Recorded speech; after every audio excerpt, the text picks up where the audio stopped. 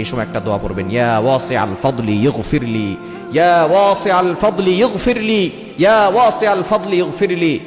হে অসীম ক্ষমতাবান আল্লাহ পাক রব্বুল আলামিনকে আপনি ডাক দিচ্ছেন, ইগফিরলি, আল্লাহ আমাকে ক্ষমা করে দেন, আমি গুনাহগার, আল্লাহ আমাকে ক্ষমা করে দেন। ইয়া ওয়াসিআল ফাদলি ইগফিরলি।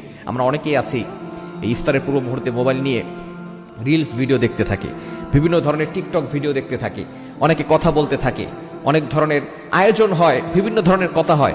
কিন্তু এই সময় আপনি 10 মিনিট আগে ইফতারকে সামনে নিয়ে বসে যাবেন, আপনি তারপর আল্লাহর কাছে বলবেন, আপনার দুঃখের কথা বলবেন, কষ্টের কথা বলবেন, আল্লাহকে বারবার বলবেন, ইয়া ওয়াসিআল ফাদলি ইগফিরলি, আল্লাহ আমাকে ক্ষমা করে দাও, আল্লাহ আমাকে ক্ষমা করে দাও।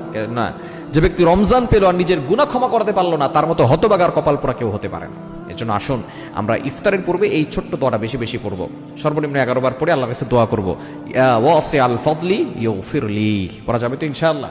আল্লাহ তাআলা সকলকে আমল করার তৌফিক